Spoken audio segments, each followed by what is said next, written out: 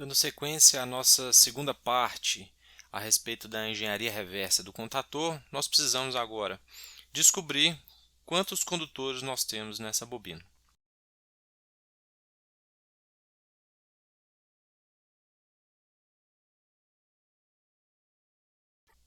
O caminho mais fácil então seria considerar a nossa bobina sem núcleo, de posse de um paquímetro com as dimensões básicas do carretel. A gente consegue calcular qual que seria a indutância. Conhecendo o valor da indutância, nós conseguimos determinar o número de espiras que tem nesse carretel. Então vamos lá.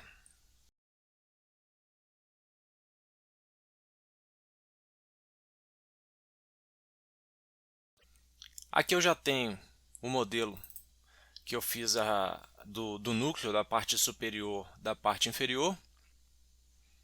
Eu preciso agora então fazer o modelo do carretel. Vou criar uma nova parte e vamos fazer esse modelo.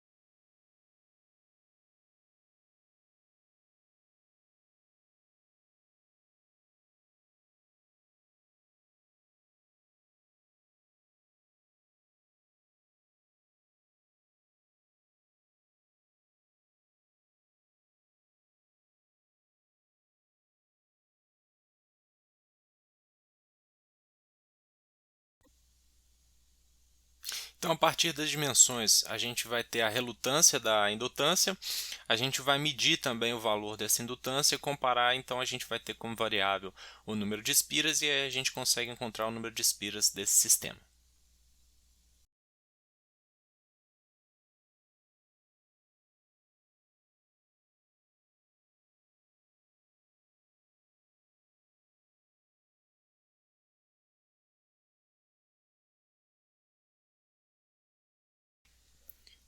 Com base nas informações então já levantadas, o que a gente precisa encontrar é o valor de R da nossa resistência da bobina e o valor da nossa indutância. Então, para isso, nós vamos utilizar um multímetro, colocamos na escala para medição de resistência.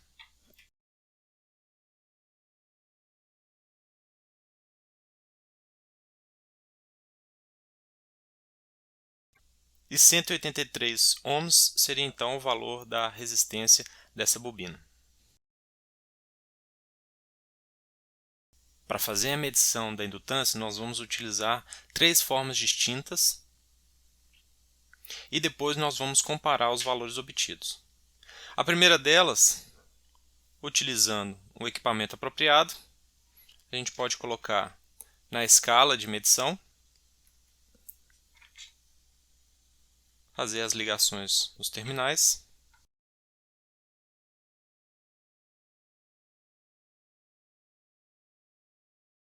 E nós temos a primeira leitura do que seria um provável valor da nossa indutância, de 169 mH.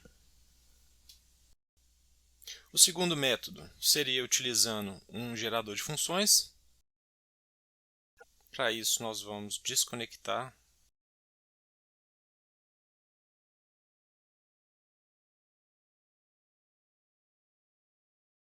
conectar o nosso gerador de função à nossa bobina.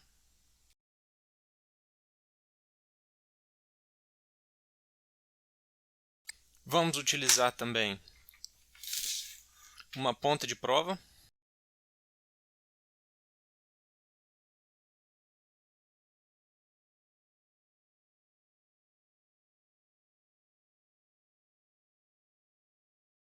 E uma ponta de corrente. Agora a gente vai para o computador para ajustar e fazer as medições e eu vou ligar aqui o meu gerador de funções. Pelo método gerador de funções, nós aplicamos aqui uma onda quadrada e estamos medindo, além da tensão em cima da bobina, estamos medindo também a corrente. O primeiro problema é que esse gerador de funções, a máxima amplitude que ele consegue modular está em torno de 8 volts e a potência de saída está proporcional, logo a corrente fica muito baixinha, então a gente não consegue observar muito bem o perfil de carregamento e descarregamento da bobina. Mas eu ajustei a frequência para que a gente possa considerar que essa frequência a gente atinge o 5 tal, estabeleça o sistema e aí a gente vai usar esse valor de constante de tempo para calcular a indutância. Para fazer esse ensaio corretamente, a gente precisaria de um amplificador. O amplificador que eu tinha eu não encontrei, então eu fico devendo um futuro vídeo só para mostrar como fazer esse ensaio utilizando um amplificador de áudio. Eu vou salvar esses dados e a gente vai trabalhar em cima deles. O terceiro e último método seria se nós aplicarmos uma tensão em 60 Hz nessa bobina, medíssemos a corrente com os módulos, os valores de tensão e corrente, nós conseguimos encontrar a impedância, encontrando a impedância nós conseguimos encontrar o valor da indutância. Uma informação importante, como esse núcleo agora está no ar, o valor da indutância está menor do que ele estaria dentro do contator, logo a gente não pode mais aplicar os 220 volts, nós temos que aplicar uma tensão mais baixa. Então para isso eu vou utilizar um transformador.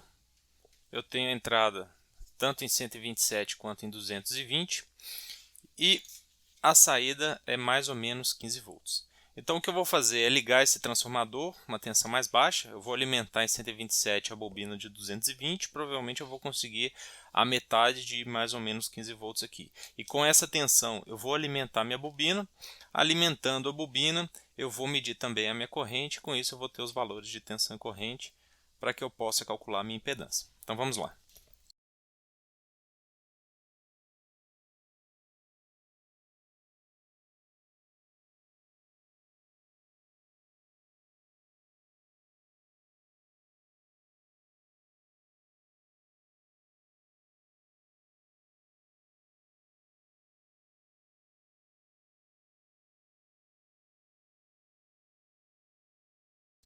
Para fazer essa ligação, eu vou usar um pequeno sistema de proteção, onde eu tenho meu disjuntor, tenho uma borneira com fusível, tenho um relé acionado por um botão de emergência.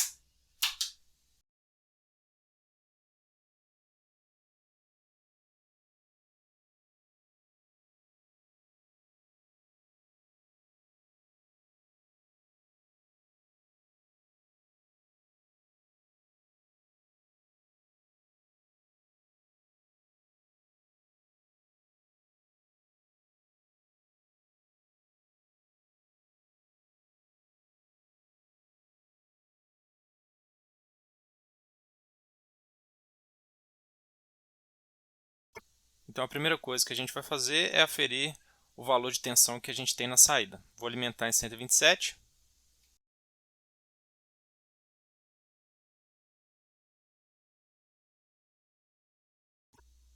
E ele está me dando 17 volts, né, na saída. Então uma coisa que a gente pode fazer para reduzir é utilizar o neutro, né, utilizar o ponto comum.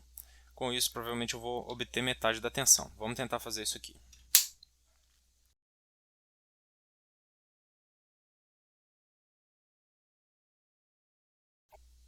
Como era de se esperar, a gente tem agora metade da tensão. Eu acredito que 8 volts é suficiente, é seguro para a gente ligar nessa bobina. Então vamos instrumentar a nossa bancada aqui para fazer a medição de tensão e corrente ao mesmo tempo. E aí nós vamos ter os valores para a gente calcular.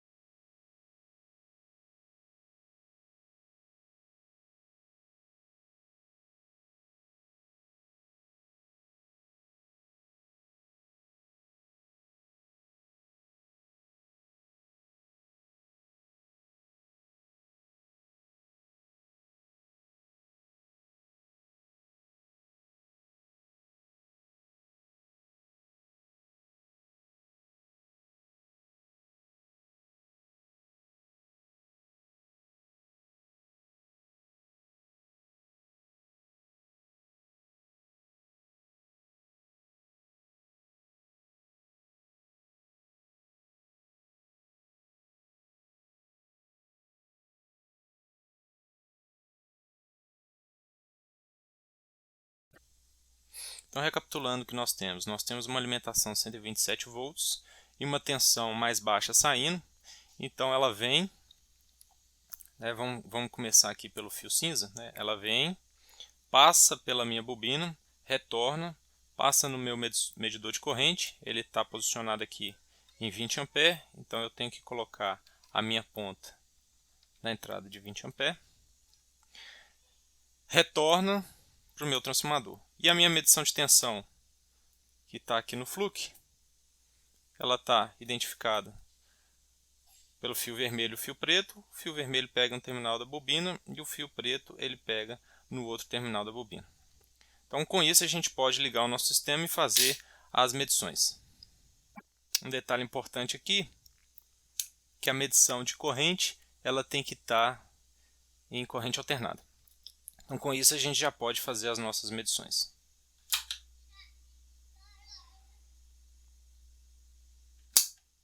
Aproximadamente 30 mA, então a gente pode mudar a escala para ter uma resolução maior na escala de miliampere.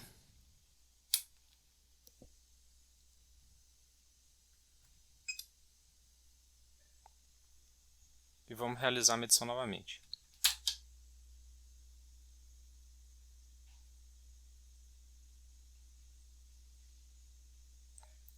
8,5 volts para 42,5 mA.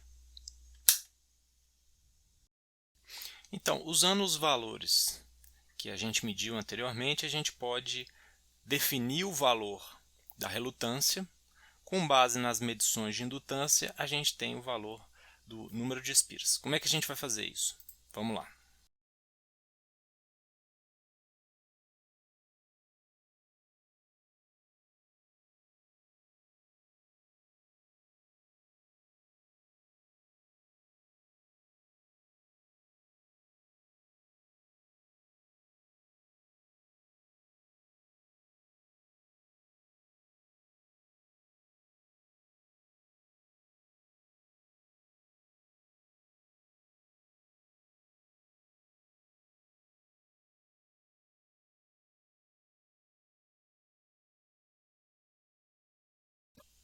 Então, nós precisamos definir o valor basicamente da área que a bobina enlaça e a profundidade.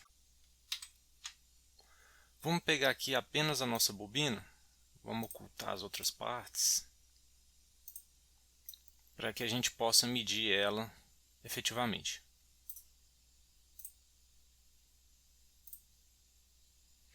Então, de profundidade nós temos 20,7 milímetros.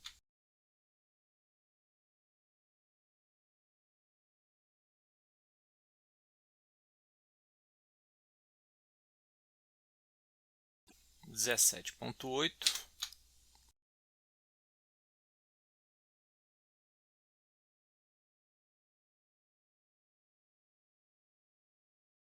– 22,6.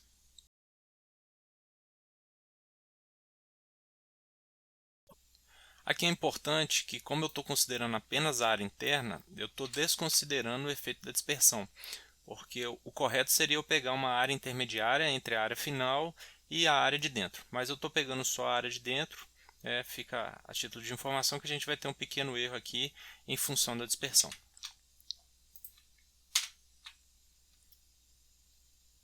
Logo, o valor que a gente tem de relutância equivale a 4 vezes 10 elevado a 7.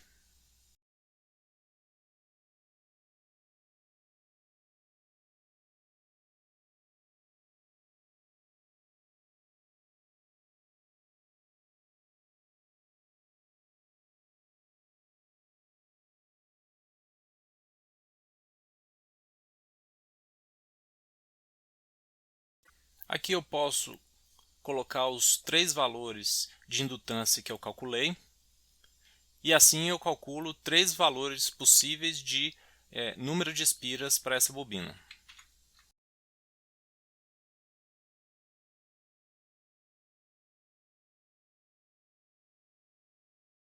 Então, pelo primeiro método,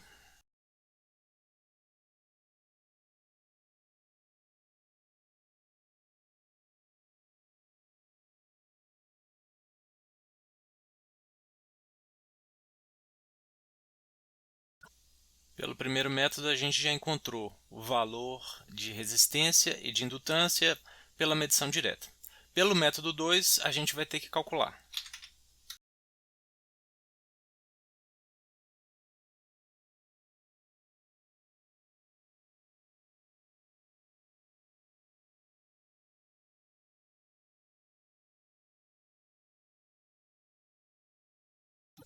Pelo segundo método, nós aproximamos, apesar da nossa medição não estar muito boa, a frequência que nós aplicamos uma onda quadrada ela estava de 400 Hz, mas ele se acomodava um pouco antes, então coloquei 300 Hz para ter algum valor com relação a essa medição. Isso eu tenho 5 tal, então eu dividi por 5, logo eu tenho o meu valor de indutância que deu 122 mH.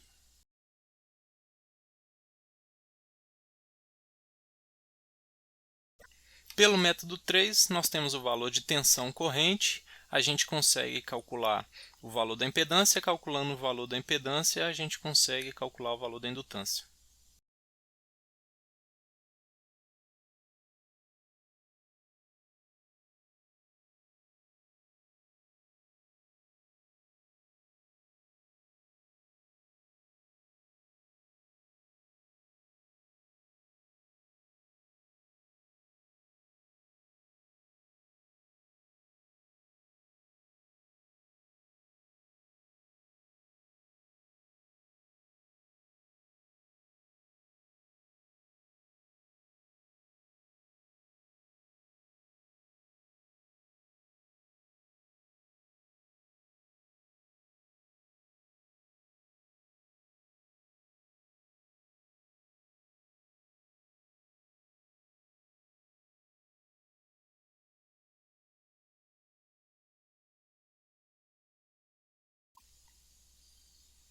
Logo, a gente pode então adicionar o nosso vetor L1, L2 e L3.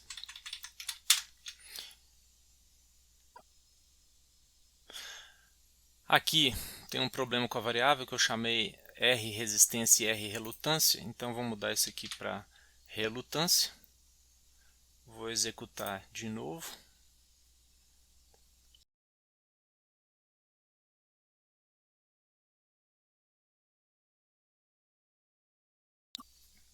Então, o primeiro valor que a gente encontrou é de cerca de 2.600 espiras. Para a gente aproximar o valor mais real, o próximo passo que a gente vai fazer é modelar essa bobina em elementos finitos e nós vamos tentar tirar um resultado de lá também. No programa FEM, o primeiro problema que a gente vai ter é que ele modela apenas no plano. Ou seja, como a bobina ela tem uma região retangular, vai ser difícil a gente modelar as cabeças das bobinas, ou seja, as áreas que estão transversais ao plano. Então, dessa forma, a gente vai fazer como uma boa aproximação e considerar a bobina completamente circular. Então, para isso a gente resolve um problema axissimétrico. Nós vamos aqui em problema, mudamos de planar a simétrico ao eixo. Aqui nós colocamos em milímetros e a gente pode então desenhar a nossa bobina. Para posicionar os pontos, nós simplesmente apertamos Tab. Eu já calculei o raio dessa nossa nova bobina, que ele vai ser 0.11316. E para cima a gente vai ter o valor de L, que era originalmente 20.7 dividido por 2.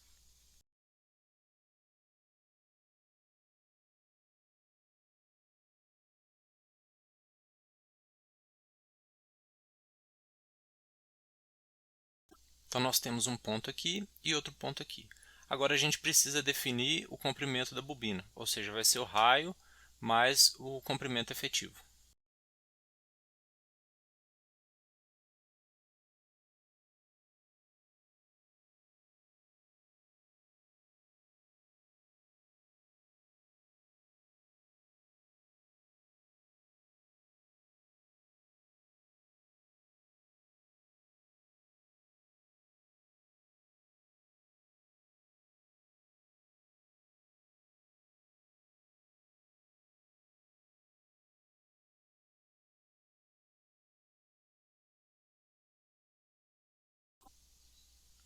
Então o que nós fizemos?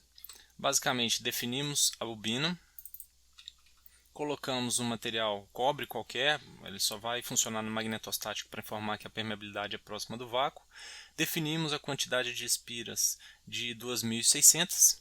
Definimos um open boundary, uma condição de contorno, para indicar que ele está no ambiente, ou seja, não há nenhum caminho magnético para ele seguir, ele pode dispersar da forma que ele achar mais interessante.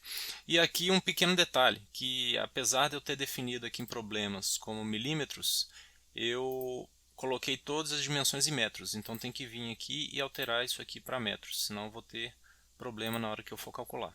Então em metros fica correto. Então vou malhar.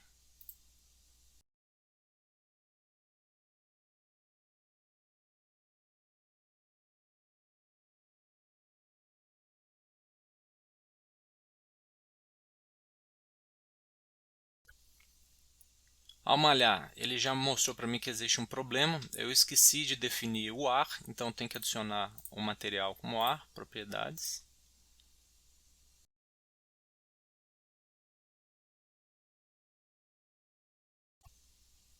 Agora ele malhou corretamente, posso calcular.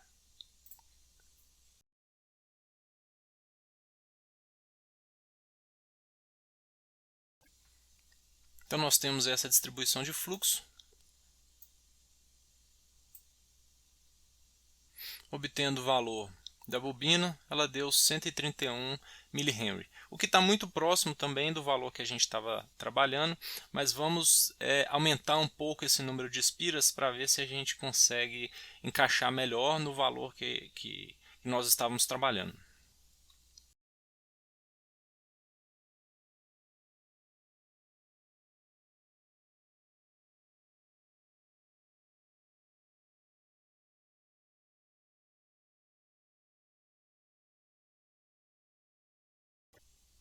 O valor médio, considerando todas as medições que nós realizamos, foi de 168 mH no nosso programa, incluindo a dispersão que a gente desconsiderou quando nós calculamos a nossa relutância, nós estamos obtendo 142 mH. Acho que estamos numa boa aproximação, o número de espiras está razoável, coloquei 2.700. Eu vou considerar um pouquinho mais só para incluir essa contribuição da dispersão e chegar um pouco mais próximo desse valor de 168, que foi a média de todas as medições que a gente fez. Com isso, então, nós temos a definição do número de espiras e depois, em um terceiro momento, na terceira parte desse projeto, nós vamos aferir isso com o circuito magnético, ou seja, nós vamos pegar essa bobina, adicionar ela no circuito magnético e aferir mais uma vez o número de espiras, porque aí nós vamos ter certeza da corrente de enlace.